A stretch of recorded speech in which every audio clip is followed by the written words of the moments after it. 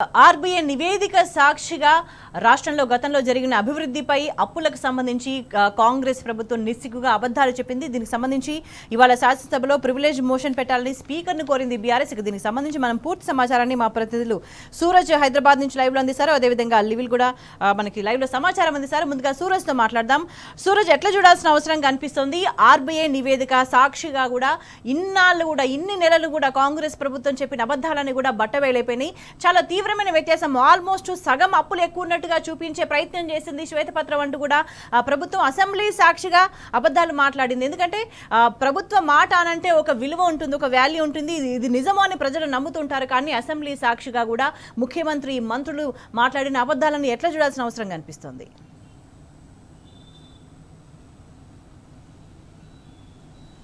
ఒక విషయం అయితే చాలా స్పష్టంగా మాట్లాడుకోవాల్సి ఉంటుంది. ఎన్నికలు అయిపోయిన తర్వాత కాంగ్రెస్ పార్టీ విజయం సాధించిన తర్వాత, కాంగ్రెస్ ప్రభుత్వం ఏర్పడిన తర్వాత, ప్రధానంగా ముఖ్యమంత్రిగా రేవంత్ రెడ్డి బాధ్యతను స్వీకరించిన తర్వాత ఈ ప్రభుత్వం అబద్ధాలతోనే ప్రారంభమైందని చెప్పాల్సి ఉంటుంది. ప్రధానంగా రెండు అంశాలపైన కాంగ్రెస్ ప్రభుత్వం అబద్ధాలు ఆడడం ముందు నుంచి స్టార్ట్ చేసిందని చెప్పాల్సి ఉంటుంది.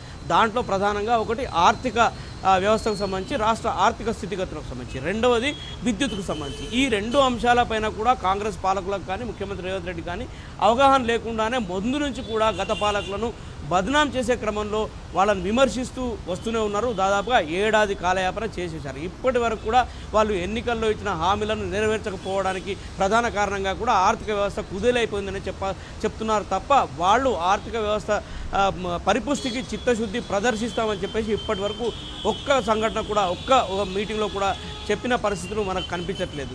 ఎక్కడికి పోయినా కానీ ముఖ్యమంత్రి కావచ్చు, లేదా ఉప ముఖ్యమంత్రి కావచ్చు, ఇతర మంత్రులు కావచ్చు, ఎక్కడికి పోయినా కానీ రాష్ట్రం అప్పుల పాలైంది, గత ప్రభుత్వం అంతా కూడా రాష్ట్రాన్ని అప్పుల ఊబిలోకి నెట్టేసిందని చెప్పేసి ఆరోపణలు తప్ప ఇంతవరకు వాళ్ళు చూపించిన ప్రోగ్రెస్ కూడా లేదు అనే ఆరోపణలు చాలా స్పష్టంగా వినిపిస్తున్నాయని మనకు తెలుసు. ఈ నేపథ్యంలోనే ఆర్బీఐ నివేదిక ప్రాధాన్యత సంతరించుకుందని చెప్పాల్సి ఉంటుంది. మొత్తంగా రాష్ట్రం 7 లక్షల కోట్ల ఊబిలో కూరుకుపోయిందని చెప్పేసేది కాంగ్రెస్ పార్టీకి సంబంధించిన ప్రధాన అభియోగము, ఆరోపణ.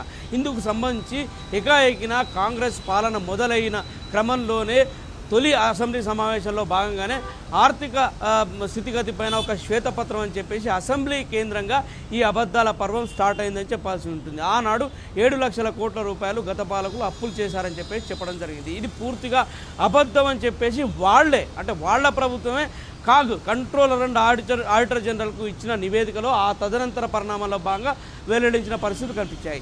దీనికి వెన్నుదన్నుగా నిలిచే విధంగా ఇవాళ ఆర్బీఐ ఏదైతే స్టేట్స్కు సంబంధించిన ఆర్థిక స్థితిగతులపైన నివేదికను ఏదైతే హ్యాండ్ బుక్ను రిలీజ్ చేసిందో ఆ హ్యాండ్ బుక్ ద్వారా ఏవైతే కాకు ప్రభుత్వం అందించిన నివేదికలకు సపోర్ట్గా ఉన్న పరిస్థితులే మనం చూస్తున్నాం.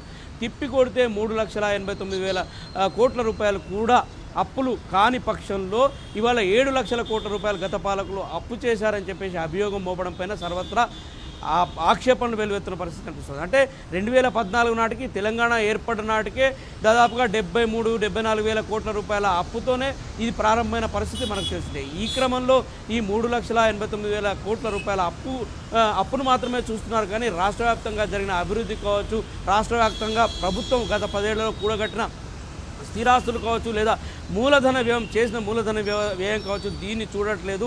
మొత్తంగా చూసుకుంటే కనుక 50 లక్షల కోట్ల ఆస్తులను తెలంగాణ ప్రభుత్వం, అంటే గతంలో కేసీఆర్ హయాంలోని తెలంగాణ ప్రభుత్వం రాష్ట్రం కోసం సమకూర్చి పెట్టిందనే వాదన చాలా బలంగా వినిపిస్తున్న పరిస్థితులు కనిపిస్తే ఇందుకు వెనుదన్నుగా నిలిచే విధంగానే ఆర్బీఐ నివేదిక ఉండడం చాలా విస్పష్టం.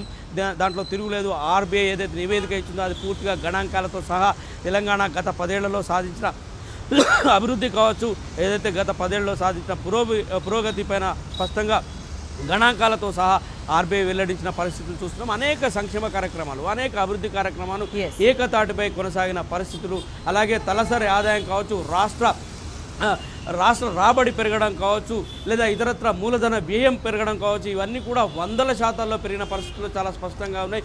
ఎక్కడికక్కడ కూడా మౌలిక సదుపాయాల కల్పనలో తెలంగాణ ప్రభుత్వం గడిచిన 10 ఏళ్లలో అనేక రకాలుగా విప్లవాత్మక నిర్ణయాలు తీసుకున్న పరిస్థితి కనిపించింది. అటు నీలి విప్లవం కావచ్చు, ఇటు శ్వేత విప్లవం కావచ్చు, అటు గులాబీ విప్లవం కావచ్చు, పసుపు విప్లవం కావచ్చు, ఇట్లా విప్లవాల పేరిట తెలంగాణ సంపదల సృష్టి కోసము కేసీఆర్ ప్రభుత్వం పెద్ద ఎత్తున కృషి చేసిన పరిస్థితులను ఇవాళ ఆర్థిక రంగ నిపుణులంతా కూడా గుర్తు చేసుకుంటున్న పరిస్థితి కనిపిస్తుంది. మరి ఇవాళ చూస్తే కనుక కాంగ్రెస్ పాలన ఏడాది ముగిసింది. ఈ ఏడాది పాలన కాంగ్రెస్ సాధించింది ఏందా అంటే ఏమీ లేదన్న పరిస్థితి. నీళ్లలో వేలు పెట్టి తీసిన చందమే అన్న ఆరోపణలు చాలా స్పష్టంగా వినిపిస్తున్నాయి.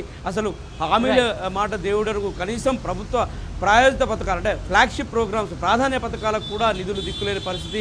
పూర్తిగా ఆర్థిక పరిస్థితులు అధోగతి పాలైన పరిస్థితి. అంటే ఒక కాంగ్రెస్ పాలనకు లేదా కాంగ్రెస్ ప్రభుత్వానికి ఒక విజన్ లేకపోవడం, ఒక దార్శనికత లేకపోవడం, లేదా రాష్ట్రానికి సంబంధించి తెలంగాణకు సంబంధించి సొంత ఆదాయ వనరులను సమకూర్చుకునే దిశలో, రాబడిని పెంచుకునే దిశలో పాలకులకు ఒక దూరదృష్టి కరువవడం వల్లనే ఇవాళ ఈ పరిస్థితి తలెత్తిందని చెప్పేసి కూడా ఆరోపణలు చాలా స్పష్టంగా వెలువడుతున్నాయి.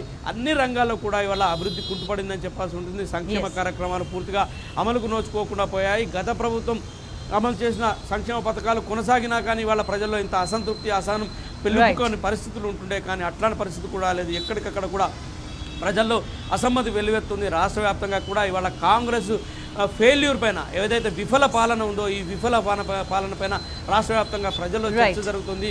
రేవంత్ సర్కారు సాధించింది ఇదమిద్దంగా ఇప్పటి వరకు ఏదీ లేదు.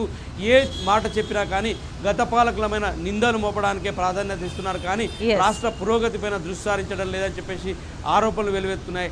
ఇందుకు తోడుగా ఈ విద్యుత్ సంస్థలకు సంబంధించిన ఏదైతే ఆరోపణలు కాంగ్రెస్ ప్రభుత్వం ముందు నుంచి చేస్తూ వస్తూ ఉందో అంటే కాంగ్రెస్ ప్రభుత్వం ఏర్పడిన నాడు ముఖ్యమంత్రిగా రేవంత్ రెడ్డి బాధ్యత తీసుకున్న నాడు సచివాలయం కేంద్రంగా ఒక సమీక్షా సమావేశాన్ని నిర్వహించి అప్పటికప్పుడు మీడియాకు ఒక లీకు ఇవ్వడం జరిగింది. ఒక వివాదాస్పదమైన లీక్ ఇవ్వడం జరిగింది. తెల్లారితే కరెంట్ ఇవ్వని పరిస్థితి రాష్ట్రంలో నెలకొని ఉందని చెప్పేసి అవగాహన ఒక స్టేట్మెంట్ను మీడియా